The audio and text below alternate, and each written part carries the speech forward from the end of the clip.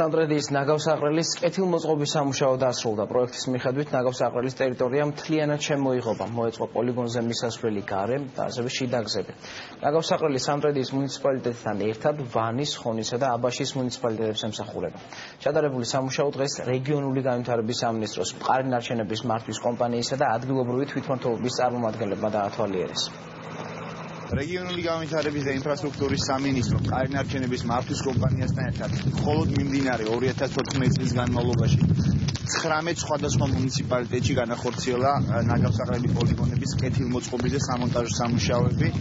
აღნიშნული ნაგავსაყრელები ათწლეულობის განმავლობაში ქაოტურად, სტიქიურად იმართებოდა და თავდებოდა ნარჩენები.